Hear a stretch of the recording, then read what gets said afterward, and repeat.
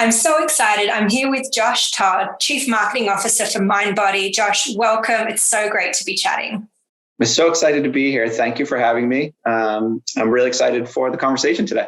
Likewise, the weather's getting a little better here on the East Coast, so I'm starting to feel a little more about the workout conversation. Well, what's happening in the wellness space right now? I mean, what a crazy year and change for the overall space of wellness. Yeah, 2020 was devastating for the wellness industry. Really difficult when you think about kind of core fitness. Close proximity, breathing heavy, working out hard, indoors, all those things were just not the right time in this past year. And so it was a really, really tough year for our customers through 2020, from everything from spas, salons to boutique fitness. But what we're seeing now, as you see spring coming back out on the East Coast, we're seeing this reemergence of the businesses who are opening up, who are being able to welcome back their loyal customers who have been dying to get back into that community experience that they missed so much over the last year. Yeah, and tell me a little bit about, and I know you're a little unique because you both have a consumer-facing application, and also one that deals directly with the businesses. So can you tell me a little bit about the businesses and how you approached 2020, and what you kind of learned in the last year about things on the B2B side? Sure. Yeah. So our mission is connecting the world to wellness. And really helping people lead healthier, happier lives. And as you mentioned, we do have the two sides of the market. So there's the software side, our SaaS business, helping these boutique studios from fitness studios, Pilates, yoga, to spas, salons, and everything in between in integrative health. And what we saw over this past year was that these businesses really had to hustle. So and we had to show up for them. So initially, right as the pandemic started to hit, we recognized that our customers were in a void of information. They didn't know what to do. And we had the benefit of having tens of thousands of customers on our platform. So we were able to see what the best of the businesses were doing, how they were pivoting, where they were going.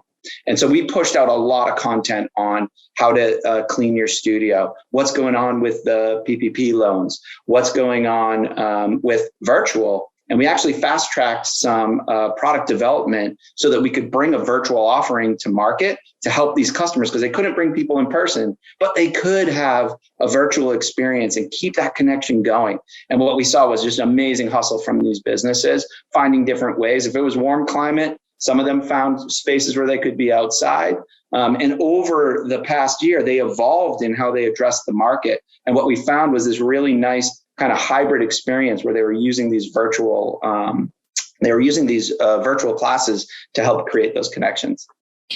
And in your role, let me take a step back. How would you explain your role as Chief Marketing Officer at Mindbody? Because it sounds like there's this conversion piece of like how you sort of keep feeding the machine, but it also sounds like you were doing a heck of a lot of work staying close to businesses and really helping the business be very flexible, going through a lot of uncertainty. How would you describe your role? Yeah, well, I see it in almost any marketing leader. It's Maslow's hierarchy, where it starts with we got to put food on the table, we got to have shelter, and that's really driving the business. That's leads. New leads coming into the business, as well as continuing to further engage with our customers. No matter the environment, no matter whether there's a pandemic, everything for me starts there. My core job is first feed the business, and then we move up, kind of up the pyramid to self-actualization, which gets more through the brand and the content pieces. But in reality, they all work together. You can't just run a demand gen, model where you're doing all paid search. We needed to continue to feed the category and continue to stay top of mind through our thought leadership with our customers. So really, it's the gamut of things, all leading to: are we growing revenue? Are we driving sales? We're a for-profit business. While there's so many things that we do that are dedicated to our customers, because we know that our path to success is through our customers succeeding. But at the end of the day, it's really marketing's job is to help support the sales motion. And we do that through social. We do that through PR. And that was some of the big shifts in this past year. We were pretty heavily dependent on paid advertising pre-pandemic, 2019, 18, and prior to that. And what we found was we said, okay, we got to strip all this down. The industry is not in a place where we can continue to invest at this level. It's not healthy for our business. And so we really came back with kind of, zero-based planning and started from the bottom and saying, where does the next dollar go? How do we both support our customers and drive growth in the business? And what's that balance look like? And it really was, kind of that I always wished as a marketing leader that I would really know kind of where that next dollar should go and what it would look like if we didn't do things. Well, we got to live that experiment real time where we pulled everything back and then we built it back up. And so it was a tremendous learning experience for myself, our team, and I think a lot of other marketers across the industry. Yeah, no, you're incredibly right. I mean, I think there was the necessity element, but then there was also this concept of, gosh, with everything that the world is going through, can I really heavy up on paid advertising right now, right? Is that going to appear tone deaf? Is that going to appear right for the time? So yeah, in a few of these conversations, some marketers have reflected that they were stunned by what they could pull back and how it sort of enabled them to look with fresh eyes at their marketing practices. I mean, what did you learn was incredibly effective sort of coming out, as the world starts to bounce back? And what do you think you'll be doing differently as a marketer? Yeah, I mean, so when we came in, we had just launched at the end 2019 Q4. We just launched a major national advertising campaign, really driving consumers into our app so that they could then transact with our customers as a way to help grow the industry. And so when we shut everything down and when we came back, the first thing that we recognized was the strength of our brand. And the strength of the brand, all the work we had done, all the goodwill we had tried to put out in the market over the years really paid dividends for us because people were looking to the stable leader in that time of confusion, of that time of uncertainty. Mindbody was a very stable company that was able to be there for our customers. We were able to, and that's where I think there's the two sides of it, right? Like one is, what are the marketing channels we're going to do? And then two, how do we help our customers just survive? So those two things worked in concert where we had fee relief for a lot of our customers who had to be closed. Those things help build the brand. Those are things that help us drive business now because of the actions we took then. So for me, it was a reminder of the fact that all of marketing is interconnected. And that brand and demand gen, they're on a spectrum of ways that you go to market, but they're very much interconnected. So we leaned on our brand. We leaned on our thought leadership. We have a wellness index, these things where we're able to go out and get this amazing research that we provide. That helped us really drive our earned and owned media on top of our brand strength so that when we built back paid slowly, we didn't have to come back at the same levels as before. The efficiency of the paid channels was something that was, maybe we were behind the game and others are further ahead, but we got really serious about marginal CAC and understanding what that last customer in costs you. We got lulled into averages and feeling good about our overall CAC, when in reality, those last customers in, we were losing money on those customers. And so that kind of hard look at yourself and leaning in on the strength and the brand equity that we've built up over time, and then applying a much more rigid cost analysis to where we're investing dollars and focusing in on marginal CAC. Those are game changers for our model. And we're now coming out of the pandemic more efficient and stronger than we've ever been. Yeah, I think you referred to it as strengthening your core, Yeah, strengthening the core. That was a rally for our, for our entire company, because we look across and, you can look at marketing and brand is, really the sum of all of the interactions that we're both a part of and that we're not. And, every interaction somebody has with our customer success, customer service teams, every interaction they have with the product, all of those are building to really build that brand, what people think about our brand. And so our product really focused in on strengthening the core, right? So they got part of the arm that's doing this innovative virtual wellness platform to help the customers in the day. And then the rest of the team, the majority of the team is focused on, let's make the core of our product as strong as possible. And so that was something that we took to all the different departments within the company, where everybody was thinking like, let's nail the basics. Let's use this as an opportunity to strengthen the things that we know drive business. And we did that in marketing, product did that, customer success did that. And that back to basics kind of mentality, I think really sets us up great for future expansion. What was the most surprising thing that you learned as you sort of went through this process? I mean, the thing that was the resilience of the team and the resilience of the industry was really the most surprising. When we think about the one side, we have the external, our customers, and the ways that they inspired us and found ways through. Internally, marketing for messaging and the ways we are out in the market, we're really the tip of the spear there.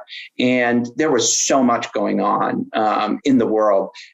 Every week, every month, there were these major events. We went from COVID into George Floyd, into social unrest and injustice, and then into the election. And the team had to keep showing up every day with high energy in a new environment where they were working from home. I was personally blown away and humbled by the way the team was able to rally, show up every day. We didn't win every day, and we made mistakes along the way, and we were trying to bring our authentic selves to bear on the market. But it was really challenging for the individuals trying to make the decisions on a day-to-day basis. And I was just blown away by how resilient people are. Yeah, no, resiliency. I mean, it's a great theme, and particularly when you think about like what's next and the conversation and the dialogue that sort of happened last year around self-care and just wellness more broadly. I mean, it kind of takes, I think, the work that you and your team are doing up a level, where it's even more core. I mean, of course, wellness was always important. Of course, self-care was always important, but we've never seen sort of society so frayed and so on edge and so in need of great practices around that. Yeah, I mean, we see it like the pandemic brought to life kind of this wellness imperative that we're in. We see what happens with underlying conditions. We see how you can be affected if you're not taking care of all the dimensions. Now, we often get focused in on having conversations around the physical dimension of wellness because it's right in front of you, and it's easy to grasp. I mean, we're coming out of Mental Health Awareness Month, and that's a very important dimension of wellness. We think about some of the small ways that Mindbody's customers serve that, from meditation to integrative health to yoga, all of these ways that people can kind of focus back in on themselves. So important. Emotional, these connections, all of these dimensions, it just reminds us how important they all are working together. And what I find personally, and I've talked with others about this, is if you think about 7, 8 dimensions, kind of, you can search for whichever you want, but they're in the basic, it's basically the same dimensions. And what I find myself is I'll be doing really well on 1 or 2 of the dimensions, but I am sacrificing something else. And then I need to pull over there. And it's this constant movement and attention. Right? Yeah, because it is the whole self. And I think a lot of this stuff, maybe 5, 10 years ago, a lot of these aspects of what is true wellness weren't discussed, weren't brought out. I feel like now more than ever, there are conversations being had around these additional, especially mental health, which is so important, especially when people are stuck in their homes without people and all the additional pressure that's been put on everyone this past year. So yeah, I mean, I feel really lucky to work at a company that is focused on the dimensions of wellness, that is focused on the things that really matter to give you a great life. If you don't have a working body, if your mind is not in its most healthy state, it's hard to live a fulfilled life. And so our customers are the heroes. They are frontline workers who are bringing wellness to millions and millions of people around the world. And I think we're just reminded now how important that really is for all of us. And I'm hoping that this is a tipping point, and that we will all start taking better care of ourselves against all those dimensions. Well, and I think speaking about that concept that you just raised of your, businesses being frontline workers. So there's another dimension to this, which I think is worth mentioning, that, some of these businesses were also going through, different stresses with regards to being minority owned or Black owned or others. Can you speak a little bit about how you approached supporting diverse businesses, or just what your lens was on what businesses needed, knowing that you do power a spectrum of corporations? Yeah, and we're working to do more, and we're continuing to evolve how we support these different people and groups, and where our through line is really on access to wellness. And I think that can take, that can come to life in many different ways, from, some minority communities where there isn't as much access to wellness. How can we help promote the businesses that are there? That's one of the things that we were able to do this past year, was really promote those businesses in these spaces. We're also working on programs where we're going to provide businesses in need with some free education, because one of the gaps that we found is access to some of the, the core business skills that some of the other businesses had more access to. So we're trying to find ways to provide more access to education to help. We're waiving the fees on certain programs that we do to try to bring more people in. But we also think of it broadly. We're coming up on Pride Month, and as we think about, again, this idea of access, and that it's a fundamental right that everybody deserves access to wellness of all different kinds. And so we're continuously looking and saying, how can we help bring wellness to more communities? Virtual is a big way to do that. Virtual helps bring down some of the costs. When you think about boutique fitness, again, it can be pretty expensive, and that can keep some people out. Now, I'm 1,000% behind the fact that it is absolutely worth the investment. But for communities that can't, virtual can provide a solution where there can be some more affordable classes and opportunities to get access. So we're looking through all those dimensions and trying to, we started with our employees, and we have a really good two-way dialogue with our employees to hear what can we do? What should we be doing? Because the best ideas come not from top down, but really from the people, because they're representatives of the market. And then our customers. We have a group of what we call champs and consultants that we bring together to ask them questions and say, hey, what are you seeing out in the market? They're actual, practitioners who are out there every day in all kinds of different communities. So we go and we talk to them and we bring that back. And so access is the thing that is our through line now. That's the thing where we really want to be dedicating our resources over time to help bring more people into wellness. And I know one of the things that you also did was, through some of your social channels, you were profiling some of these business owners. Can you speak a little bit about the role of social media, how you're seeing the opportunity for social channels as you continue to pursue your mission? Yeah, if I'll hit back on the access side, not seeing yourself in businesses is in environments is a really important part of drawing more people into wellness. So where we're able to hire Black-owned businesses, not just during Black History Month, but that was a time when we had a focus. But the more we can bring these businesses to the forefront, and specifically through social, because that's where we're having this conversation with the community, those are ways that we can show that we are open for all, that wellness is something that welcomes in people, and highlighting businesses that do just that, and profiling them on social amplifies that message, because that business gets some additional exposure. Their communities get additional exposure. People who are in those communities also get to see what those businesses like them look like. So the way we've looked at social is a combination of highlighting those businesses, as well as providing educational assets through our social channels, so that if people want to learn more about how to get access to funds or more about how to make your business more welcoming, they can find it through our social channels. And we really have increased our investments in driving that engagement through social. And what we see is a community being built around us that really strengthens the overall brand at Mindbody, our business, and really does something even bigger, which is connects that community and helps bring more people into wellness. Oh, that's incredibly helpful. I'm going to refer back to something that you were talking about earlier about this sort of, continuum, if you will, of demand gen and brand building. So I think I understand on the demand gen side the role of insights and data. It's pretty self-explanatory. It's almost entirely data-based. How do you think about the role of insights and analytics across that whole spectrum so that brand gets its fair share of, the value that it's creating? Can you talk a little bit about how you think about your insights practice?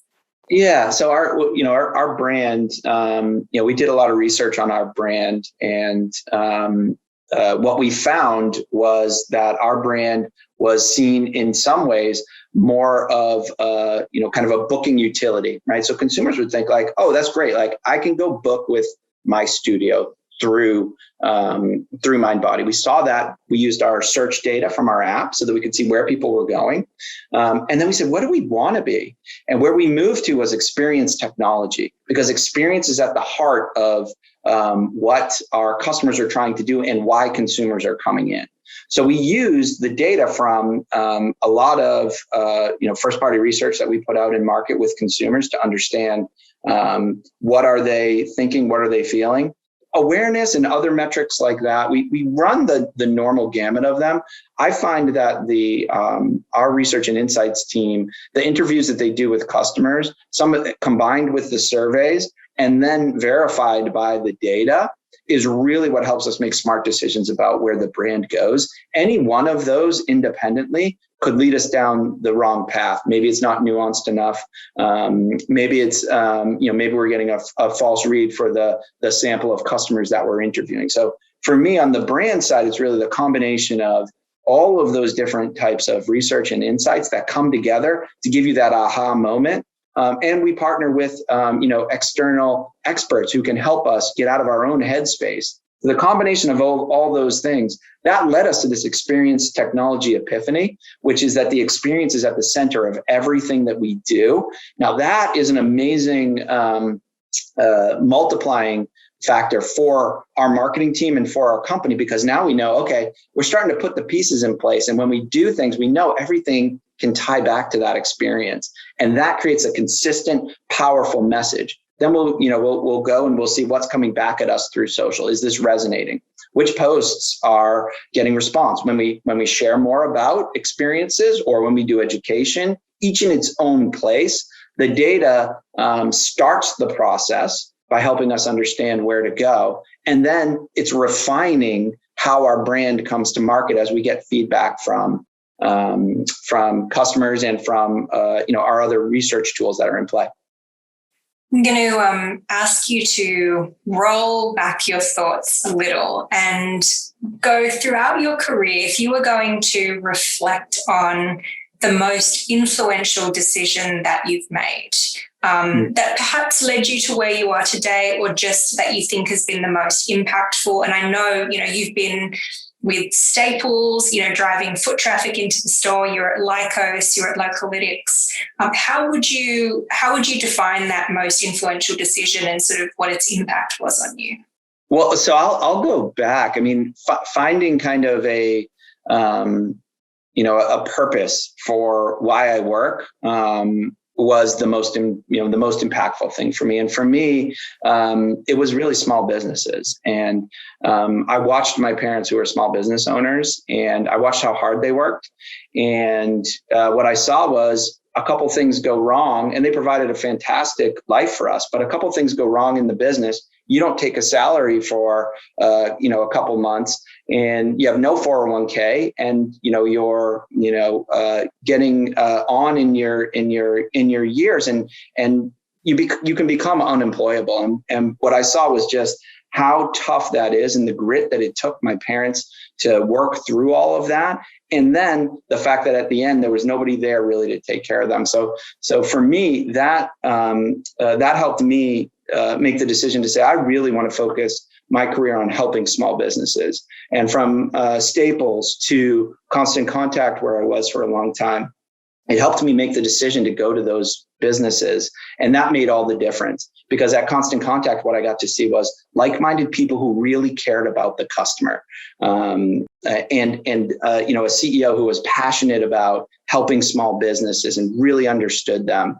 That led me all the way through to Mindbody, where I get to bring together two of my passions, one for small business. My wife is also a yoga instructor, Pilates instructor. She does cycle, she does bar.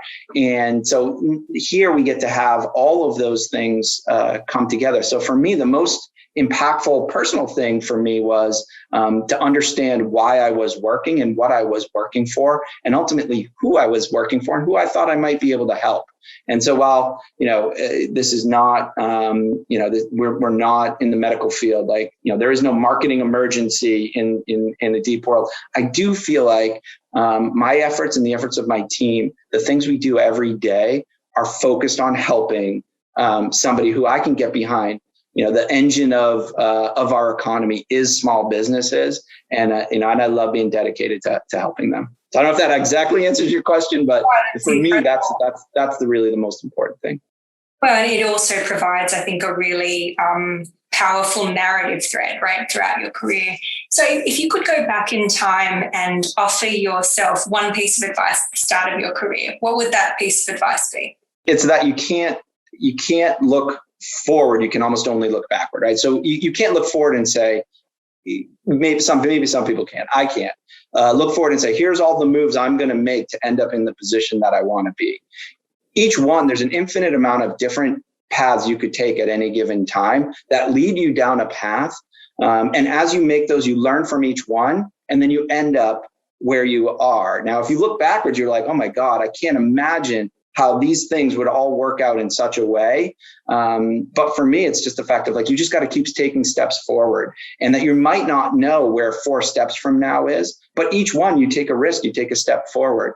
Most recently, and forever, it should never end, coming from Boston and, uprooting my family and moving them to Central Coast, California, totally out of our comfort zone, had to create a whole new community here. I feel like it was the best decision that we've made as a family. And looking back, I couldn't see how all these pieces would fit together. But if I was never at Constant Contact, I wouldn't have met Gail Goodman, who wouldn't have introduced me to Rick Stollmeyer. And these things, it's difficult to see them, and you can get concerned and anxious about which one is the right one and where you're going to go. But each step forward is going to lead you to an ultimate place. And so for me, I would say, don't sweat where you're going to end up so much.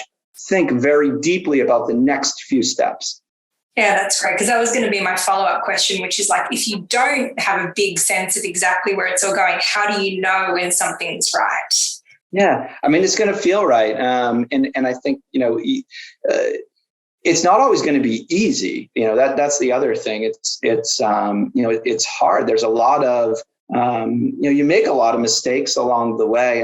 And I always think, about mistakes and how I learn from them. And, I hope that whether it's at a specific company I'm at, that I'm judging the body of my work. I'm going to make mistakes. I'm going to, I'm going to fail in different ways. I'm going to learn from those. And if you look at the body of work, and if you look at it over a career, you can see how those mistakes make you smarter. Those mistakes make you better down the road. But it's really just, it's all about taking that next step. And you never will know. And there is no certainty. And I think a lot of people have talked about this, but most people don't know. Even when they appear as though they're in a place, they're still, I don't think I've figured out who I am, what I'm supposed to be doing. And I think that's the other thing I learned is I used to look at somebody who was a manager, a director, a CMO, and be like, oh, wow, they're so put together. And now I'm like, oh man, like if this is the end state, then what was I worried about all the time? And there's relief in that, right? Like, and I think sometimes, even when you look at someone who has had the most textbook trajectory, you speak to them and they're like, oh no, there was this tweet I didn't know. And I think there's just something very comforting about knowing that you didn't sort of at 5 years old know exactly, how it was going to go play out. So just so in closing, anything that you want to share that you're excited about that's happening in the wellness space, or sort of any kind of big initiatives that, that are really top of mind for you?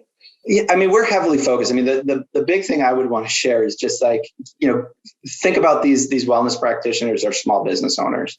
And, everybody out there, like, let's just get back and support them. And showing up when it's safe, when you feel comfortable, but showing up for these businesses, they've made it through such tough times. They are so dedicated to helping people. So for me, we're really focused on helping businesses reopen. How can they think about how do they price now? Maybe they have capacity changes. Business is different. It's not going to go back to where it was. So I would, on the one hand, I would ask everybody, like, go to these businesses, experience the amazing, these authentic local experiences that they put on. Go experience them and help those businesses out. On the other side is just, I'm really excited about what the hybrid future looks like for these businesses as we combine virtual, the best of virtual, because it's here to stay, with in-person, and how that comes to life. We're thinking deeply and having a lot of conversations with our customers, doing a lot of market research so that we can make sure we arm them with the right way to approach the upcoming opportunity. Oh, that's incredibly exciting. Well, listen, it's so wonderful to chat. Thank you so much for being here. And I can't wait to hear more about what's next. Awesome. Thank you so much. Really appreciate the time. Take care. Thank you.